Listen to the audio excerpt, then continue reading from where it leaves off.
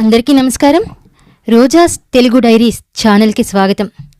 ఈరోజు మనం పి రాజగోపాల నాయుడు రచించినటువంటి ఛత్రపతి శివాజీ జీవిత చరిత్ర అనే నవలను వినేద్దామండి. ఇక ఏమాత్రం ఆలస్యం చెయ్యకుండా చెవులారా వినడానికి సిద్ధమవుదాం.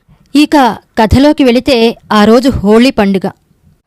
మహారాష్ట్రులకే కాక ఉత్తర హిందూస్థానంలో ఉన్న వారందరికీ అది గొప్ప పండుగ. సామంతులైన లఖూజీ గృహంలో కూడా ఆనాడు పండుగ ఎంతో సంబరంగా జరుపబడుతున్నది. లఖూజీ జాదవరావు నిజాం షాహీ రాజ్యంలో ఒక పేరు మోసిన సామంతుడు. అతడు దేవగిరిని పాలించిన యాదవరాజుల వంశానికి చెందినవాడు. యాదవరాజులు దేవగిరిని పాలించిన వారిలో ప్రముఖులు. ఆ రాజులలో మహాదేవ యాదవుడు ప్రథముడు. అతని మరణానంతరం రామచంద్రదేవుడు అతని కుమారుణ్ణి వధించి రాజ్యానికి వచ్చాడు. అతనికి హేమాద్రి అనే మంత్రి ఉండేవాడు. ఆ మంత్రి ప్రజ్ఞాప్రాభవాల వల్ల రామచంద్రదేవుని రాజ్యం చాలా అభివృద్ధి చెందింది. ఆ తరువాత మహమ్మద్ తుగ్లక్ దేవగిరిపై దండెత్తి దానిని పట్టుకున్నాడు. దాని పేరును దౌలతాబాద్గా మార్చివేశారు. అంతటితో యాదవరాజ్యం అడుగంటింది. అచ్చటి నుంచి పరిగెత్తుకు వచ్చిన యాదవరాజు సంతతి ఎక్కడెక్కడో తలదాచుకుంది. అలా తలదాచుకున్న వారిలో ఒకరు దౌలతాబాద్ వద్దనున్న సింధ్ ఖేడ్లో స్థిరపడ్డారు. ఆ వంశానికి సంబంధించినవాడే లఖూజీ. లఖూజీది గొప్ప మేడ. మేడ చుట్టూ పెద్ద ఆవరణ ఉన్నది. దాని కావల ప్రహరీగోడ ఉన్నది. లఖూజీ మేడ మహారాష్ట్ర వాస్తుశిల్పాన్ని అనుసరించి నిర్మింపబడింది. ఆ వాస్తుశిల్పానికి మూలపురుషుడు రామచంద్రదేవుని మంత్రి హేమాద్రి. ఆ శిల్పాన్ననుసరించి ఇంటి గోడలే కాక పైకప్పు కూడా రాళ్లతోనే కట్టబడింది.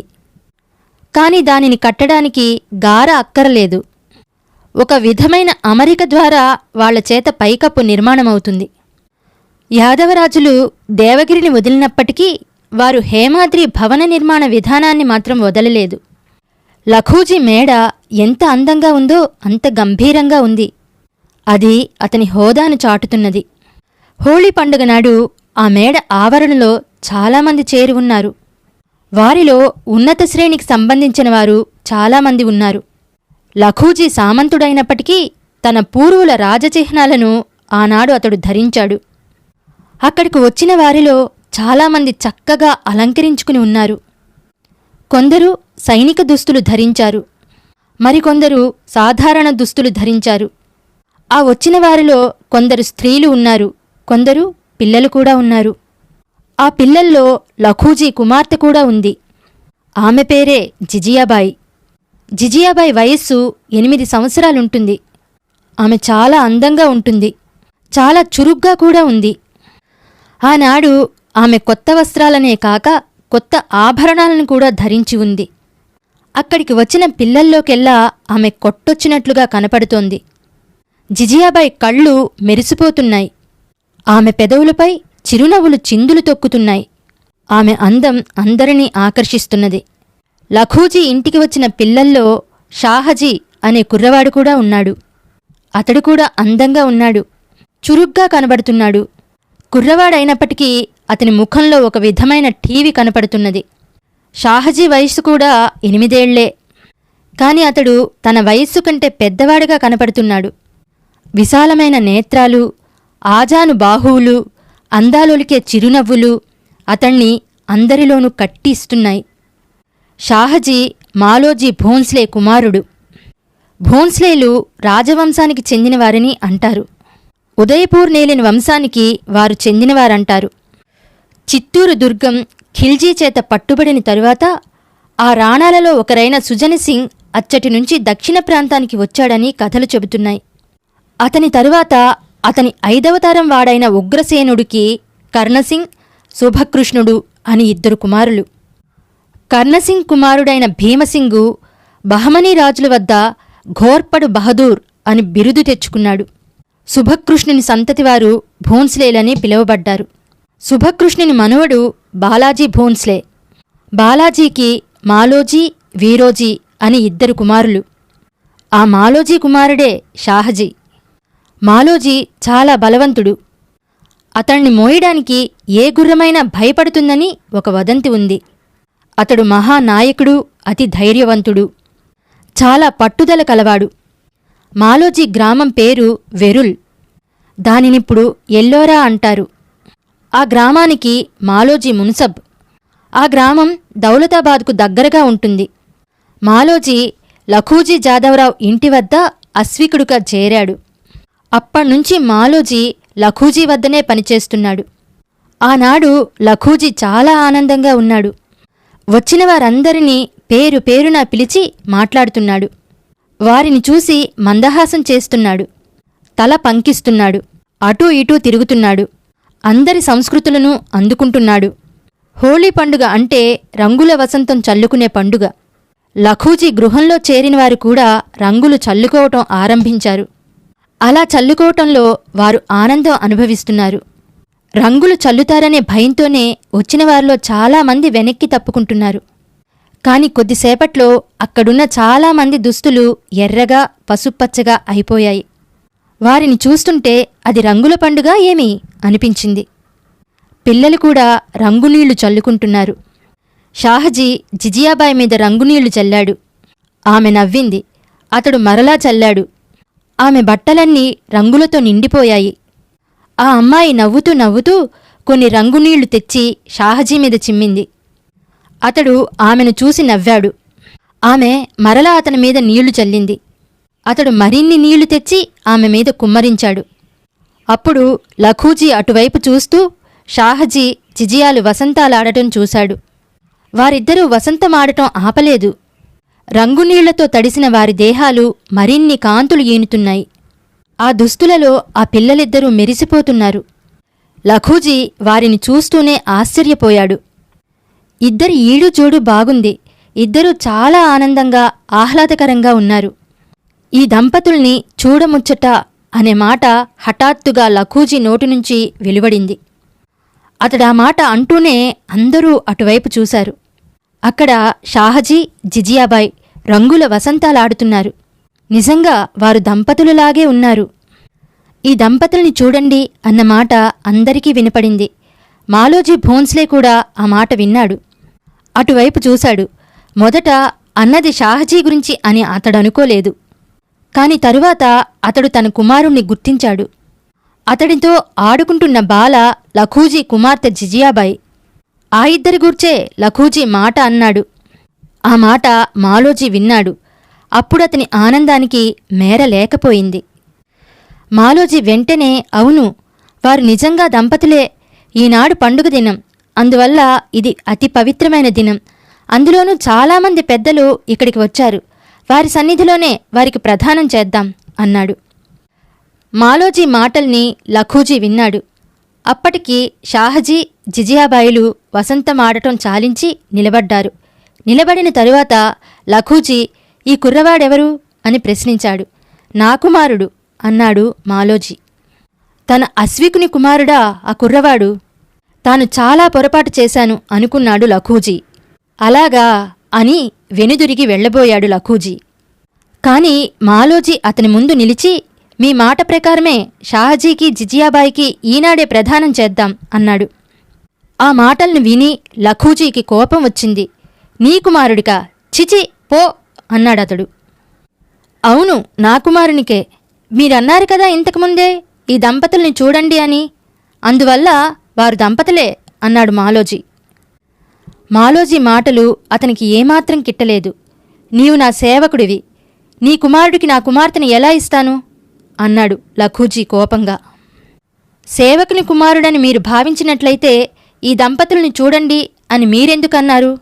ఆ కుర్రవాడు నీ కుమారుడని నాకు తెలియదు అన్నాడు లఖూజీ.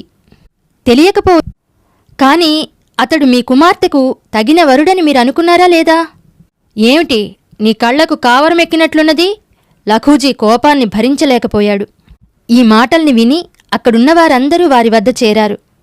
చూడండి, వీరు మాట తప్పుతున్నారు అన్నాడు మాలోజీ. నేను మాట తప్పుతున్నానా? వీణ్ణి చూడండి. వీడి కుమారుడికి నా కుమార్తెనిచ్చి వివాహం చేయాలట కోపంతో అన్నాడు లఖూజీ. ఏ, మీ కుమార్తెని వివాహమాడే అర్హత నా కుమారుడికి లేదా?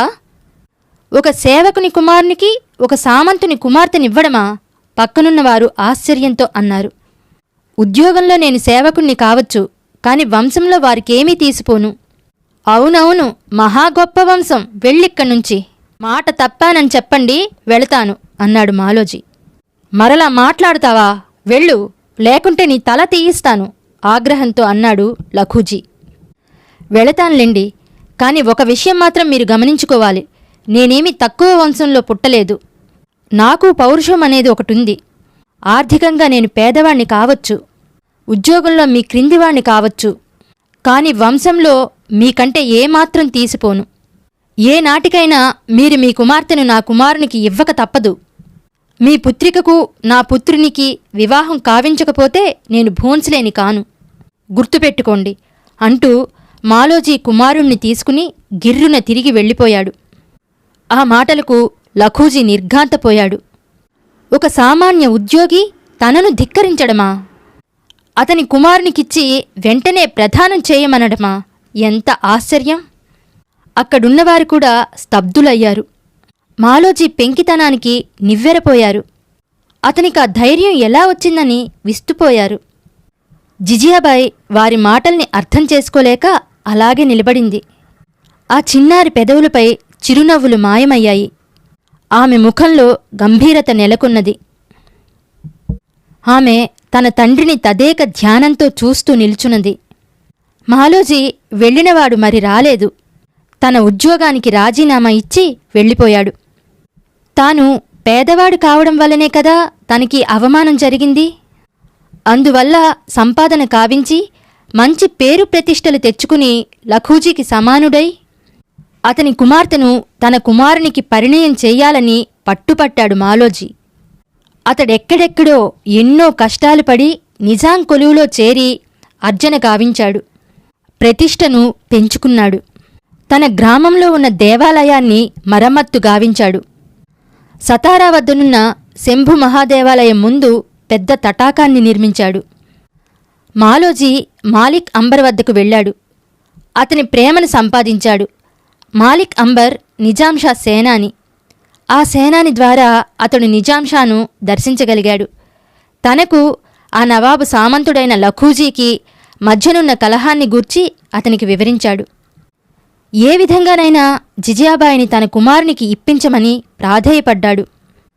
అహ్మద్ నగర్ సుల్తాన్కు మాలోజీ అంటే చాలా ఇష్టం ఏర్పడింది. మాలోజీ ఖండితవాదం, అతని ధైర్య సాహసాలు ఆ సుల్తాన్కు చాలా నచ్చాయి.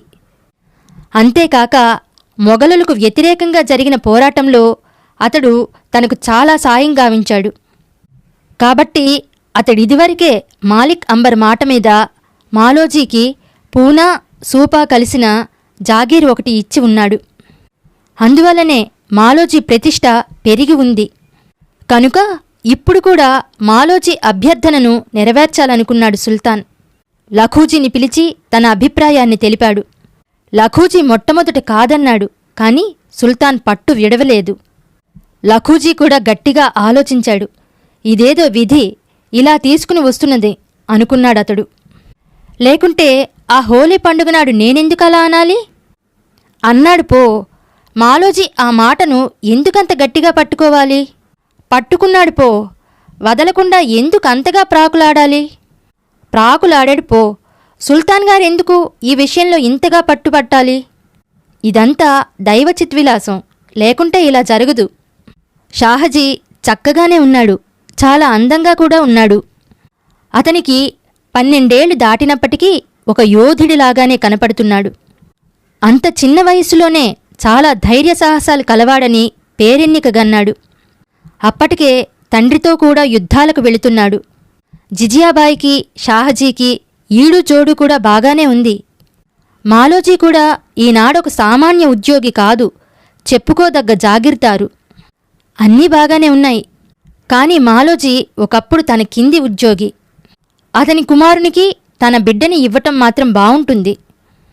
ఆనాడు ఆ హోళీ పండుగ నాడు ప్రదానం చేయమన్నందుకు తను అతన్ని అనరాని మాటలన్నాడు. అందులోనూ తన వారి ఎదుట, తన ఉద్యోగులందరి ఎదుట. ఇప్పుడు ఏ ముఖం పెట్టుకుని తన కుమార్తెని అతని కుమారునికి ఇవ్వటం? అతని మనస్సు ఊగిసలాడింది. అతని హృదయం ఒక నిర్ణయానికి రాలేకపోయింది. కాని సుల్తాన్ తాను పట్టిన పట్టు విడవలేదు.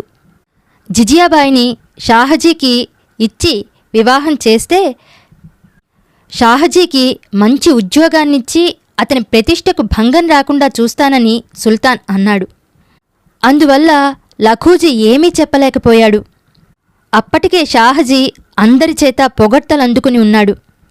అందువల్ల లఖూజీకి కావలసిన వారు కూడా సుల్తాన్ మాట వినటమే మంచిదని అతనికి సలహా ఇచ్చారు. ఆ మీద లఖూజీ సుల్తాన్కు మాట ఇచ్చాడు. ఆ మాటను సుల్తాన్ మాలోజీ చెవుల్లో వేశాడు. ఆ మాట విని మాలోజీ అమితానంద భరితుడయ్యాడు.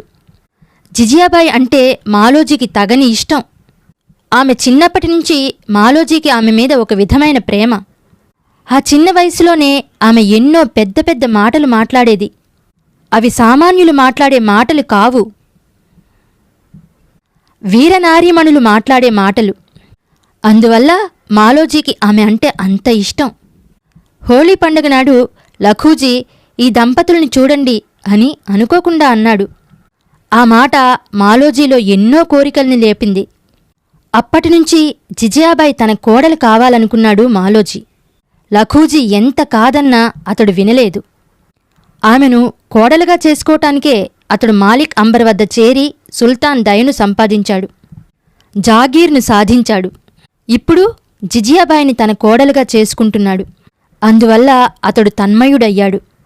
ఆ తరువాత జిజియాబాయికి షాహజీకి అతి వైభవంగా వివాహం జరుపబడింది. ఆ వివాహానికి మాలిక్ అంబర్, ఇతర ప్రముఖ సైనికోద్యోగులు, మంత్రులు, జాగీర్దారులు వచ్చారు. లఖూజీ బలవంతం వల్ల సుల్తాన్ కూడా వచ్చి వధువు వరులను ఆశీర్వదించారు.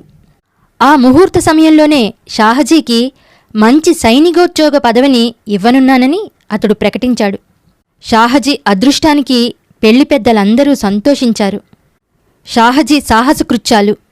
షాహజీ చిన్నతనంలోనే ధైర్యవంతుడని పేరుగన్నాడు. అహ్మద్నగర్ సుల్తాన్ అతనికి సైనికోద్యోగి పదవినిస్తూనే అతడు దానిని చాలా సమర్థతతో నిర్వహించాడు. తన వీరత్వాన్ని ప్రదర్శింపచేయటానికి అతనికి ఆనాటి దేశ రాజకీయ వాతావరణం హెచ్చుగా తోడ్పడింది. ఢిల్లీ బాద్షాలకు, అహ్మద్నగర్ సుల్తాన్లకు ఎన్నడూ పడేది కాదు. దక్షిణాపథంలో తమ రాజ్యాన్ని విస్తరింపచేయాలనే మొఘల్ బాదుషాలను ఈ సుల్తాన్లు నిలువరించి పోరాడేవారు. ఉత్తర హిందూస్థానంలో తన రాజ్యాన్ని సుస్థాపితం చేసుకున్న తరువాత అక్బర్ బాదుషా మనస్సు దక్షిణ భారతదేశం మీదికి మళ్ళింది. అందువల్ల అతడు అహ్మద్నగర్ మీదికి దండెత్తి వచ్చాడు. కాని అతడా రాజ్యాన్ని జయించలేకపోయాడు. ఆ రాజ్యాన్ని పాలిస్తున్న బర్హన్ నిజాం షా చనిపోయిన తరువాత అక్కడ ముసలం పుట్టింది. ఆ రాజ్యాన్ని కబళించడానికి కుట్రలు ప్రారంభమైనాయి. దీనిని అవకాశంగా తీసుకుని అక్బర్ అహ్మద్నగర్ మీదికి తన సేనల్ని పంపాడు. ఆ క్లిష్ట స్థితిలో చాంద్ బీబీ అనే వీరనారీమణి తన సైన్యాన్ని కూడదీసుకుని అక్బర్ని ఎదిరించి పోరాడి మొఘలు సేనల్ని పటాపంచలు గావించింది. అక్బర్ ఎంత ప్రయత్నించినప్పటికీ అహ్మద్నగర్ కొన్ని సంవత్సరాల వరకు అతనికి లోబడలేదు. అవక్రమ పరాక్రముడైన మొఘల్ పాదుషాను ఒక సామాన్యమైన స్త్రీ ఓడిస్తున్నదంటే అక్బర్ సహించలేకపోయాడు. అతడే స్వయంగా అహ్మద్నగర్ పైకి దండెత్తి వచ్చాడు. ఆ యుద్ధంలో చాంద్ బీబీ వధింపబడింది. అహ్మద్నగర్ అక్బర్ వశమైపోయింది.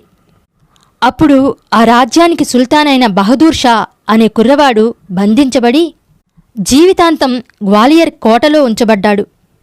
ఆ సమయంలో కుమారుడైన సలీం అక్బర్ మీద తిరుగుబాటు గావించాడు కనుక అతడు వెనుదిరిగి ఢిల్లీకి వెళ్లవలసి వచ్చింది. అక్బర్ తరువాత సలీం రాకుమారుడు బాద్షా అయ్యాడు. అతడే జహంగీర్ అనే పేరుతో ఢిల్లీ నుంచి పరిపాలన కావించాడు. అతడు వీరుడే అయినప్పటికీ రసికుడు, భోగలాలసుడు. అందువల్ల అతని రాజ్యం అక్బర్ కాలంలోలాగా పటిష్టంగా ఉండలేకపోయింది. ఆ సమయంలోనే దక్షిణ భారతదేశాన మాలిక్ అంబర్, షాహజీలనే వీరులు విజృంభించారు. షాహజీ మాలోజీ భోన్స్లే కుమారుడన్న విషయం తెలిసిందే. మాలిక్ అంబర్ అవిసీనియా దేశస్థుడు. అతన్ని బాగ్దాద్ వర్తకుడొకడు భారతదేశానికి తీసుకుని వచ్చాడు. అహ్మద్నగర్ సుల్తాన్ మంత్రులలో ఒకడైన చెంగిస్ ఖాన్కు మాలిక్ అంబర్ను అతడు విక్రయించాడు. చెంఘిజ్ ఖాన్ మాలిక్ అంబర్ తెలివితేటల్ని గుర్తించాడు. అతనికి మంచి శిక్షణ ఇప్పించాడు. అతడు చెంఘిజ్ ఖాన్ అనుకున్నట్లే చాలా గొప్పవాడై నిజాంషాకు సేనాధిపతి అయ్యాడు. మాలిక్ అంబర్ చాలా తెలివితేటలు కలవాడు, మంచి ధైర్యసాహసాలు కలవాడు, ఇతరుల గొప్పతనాన్ని గుర్తించగలవాడు. అందువల్లనే అతడు షాహజీ తనకంటే చిన్నవాడైనప్పటికీ అతనిలో ఉన్న అద్భుత శక్తుల్ని గుర్తించి అతన్ని ప్రోత్సహించాడు. తన సహచరుణ్ణి కావించుకున్నాడు. అహ్మద్ నగరం పడిపోయిన తరువాత అతడు తన సుల్తాన్కు పరేందాను, జున్నారును, దౌలతాబాదును తాత్కాలిక రాజధానులుగా మొఘల్ పాదుషాతో పోరాటం నడిపాడు.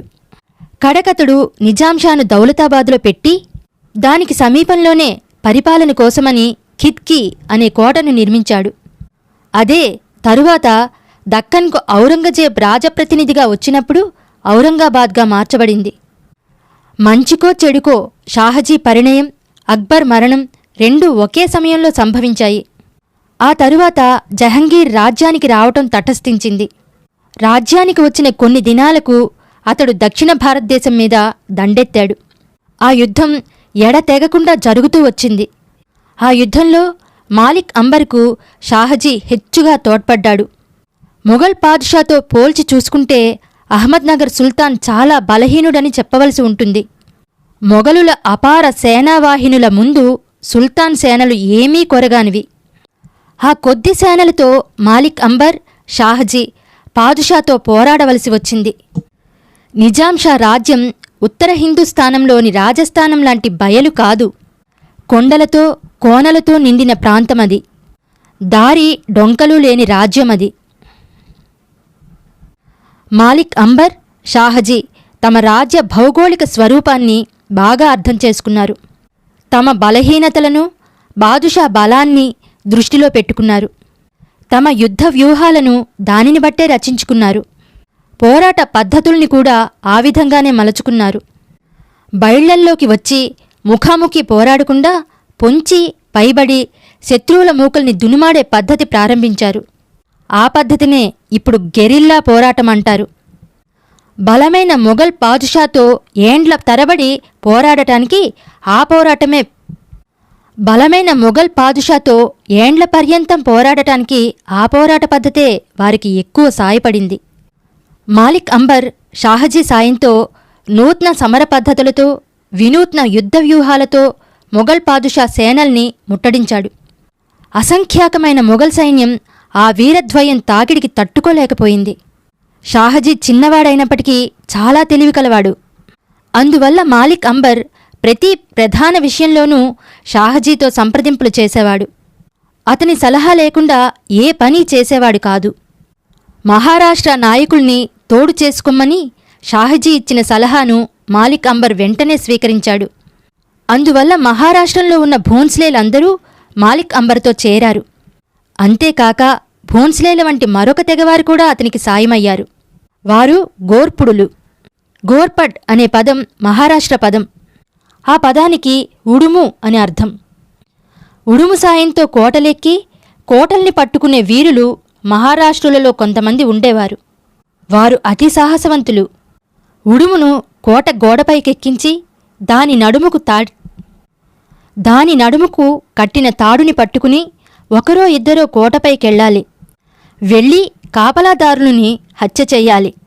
ఆ తరువాత కోట ద్వారాలను తెరవాలి. అది చాలా ప్రమాదకరమైన కార్యం. కోట మీదికి వెళ్లినవారు బ్రతికి రావటం అరుదు. శత్రు సైనికులు వారిని గుర్తుపట్టినట్టయితే వారు ఒంటరిగా ఆ సైనికులతో పోరాడలేరు. మహావీరులైతే కాని వారిని నిర్జించలేరు. అందువల్ల అలా కోటలెక్కి యుద్ధం చేసేవారిని గోర్పడులు అన్నారు మహారాష్ట్రలో. వారి సాయం మాలిక్ అంబర్, షాహజీలకు హెచ్చుగా కావలసి వచ్చింది.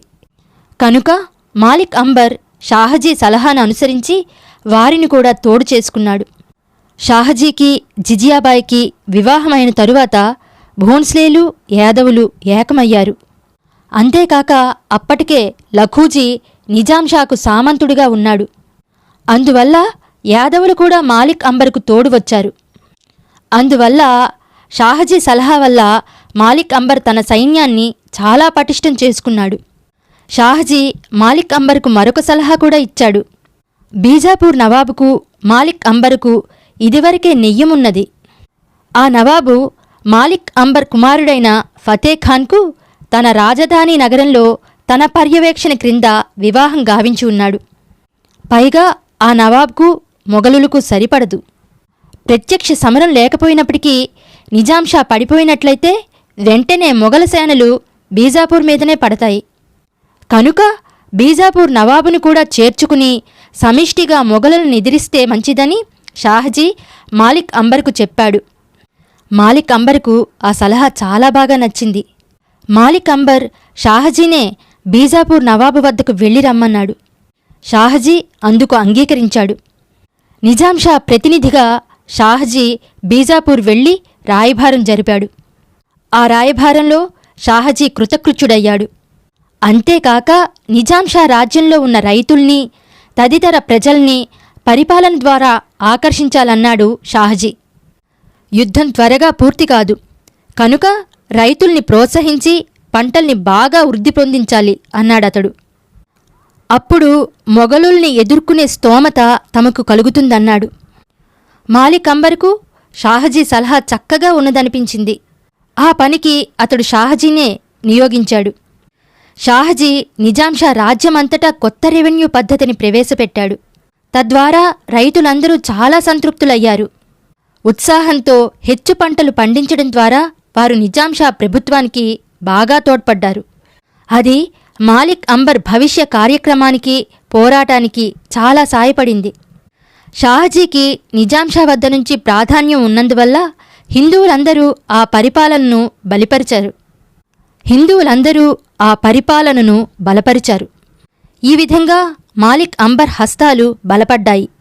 జహంగీర్ ఏ విధంగానైనా దక్షిణాపథాన్ని జయించాలనుకున్నాడు. అతడు అక్బర్ కాలంలో పేరు ప్రఖ్యాతులు గన్న భైరంఖాన్ అనే సేనాధిపతి కుమారుడైన అబుర్ రహీం ఖాన్ అనే సేనాధిపతిని దక్కనును జయించమని రమ్మని పంపించాడు. దక్కనును జయించి రమ్మని పంపాడు. మాలిక్ అంబర్ వెంటనే మొఘలు సేనల్ని ఎదిరించాలనుకున్నాడు. కాని షాహజీ సలహా వల్ల ఖానంతో సంధి చేసుకుని సన్నాహాలు గావించుకోవటానికి కొంత వ్యవధిని సాధించాడు. ఆ తరువాత పాదుషా తన కుమారుల్ని దక్కనుకు పంపాడు. పర్వేజ్ షానవాజ్ అనే పాదుషా కుమారులిద్దరూ యువకులు, సాహసోపేతులు, అంతేకాక మంచి ఎత్తుగడలు వేయగలవారు. వారు నిజాంషా కొలువులోనున్న కొందరు ప్రముఖుల్ని లంచాలిచ్చి తమ పక్క చేర్చుకున్నారు. కట్టకడకు ఇరువర్గాల వారికి రోషన్గాం వద్ద యుద్ధం జరిగింది. ఆ యుద్ధంలో మాలిక్ అంబర్, షాహజీలు కొద్దిగా దెబ్బలు తిన్నారు. కానీ అది వారికి పెద్ద నష్టం కలిగించలేదు. ఇంతలో పాదుషా కుమారులు ఢిల్లీకి పిలువనంపబడ్డారు. వెంటనే ఆ వీరద్వయం మొఘలు సేనల మీద పడి పోగొట్టుకున్న రాజ్యభాగాన్ని సాధించుకున్నారు. ఇది తెలిసి జహంగీర్ తన 3వ కుమారుడైన ఖుర్రంను వారి మీదకు పంపాడు. ఖుర్రం వారితో పోరాడడానికి చాలా కష్టపడవలసి వచ్చింది. ఈసారి వారు బీజాపూర్ నవాబ్తోనే కాక గోల్కొండ నవాబ్తో కూడా సంధి చేసుకున్నారు. ఈలోగా రాజకార్యాల వల్ల ఖుర్రం ఢిల్లీకి వెళ్ళిపోయాడు. ఖానన్ మాత్రమే మాలిక్ అంబర్, షాహజీల మీదికి వచ్చారు. కానీ అతడు వారిని గెలవలేకపోయాడు. సహాయం కోసం అతడు జహంగీర్ను అర్థించాడు. ఆ సమయంలో ఖుర్రం జహంగీర్ మీద తిరుగుబాటు కావించి ఉన్నాడు. అందువల్ల జహంగీర్ ఖానన్కు సహాయం పంపించలేకపోయాడు. కనుక ఆ వీరులిద్దరూ ఖానన్ను నిలువరించగలిగారు. ఈ విధంగా షాహజీ మాలిక్ అంబర్తో కలిసి నిజాంషా రాజ్యాన్ని కొంతకాలం రక్షించగలిగాడు. ప్రియ నేస్తాలు, ఇక్కడితో శివాజీ జీవిత చరిత్రలో మొదటి భాగం పూర్తయింది. ఈ నవల కనుక మీకు నచ్చినట్లయితే నా ఛానల్ని తప్పకుండా సబ్స్క్రైబ్ చేయండి. అలాగే లైక్ చేయండి, షేర్ చేయండి, కామెంట్ పెట్టి నన్ను ప్రోత్సహించండి. ఇట్లు మీ రోజారమణి. ధన్యవాదాలు.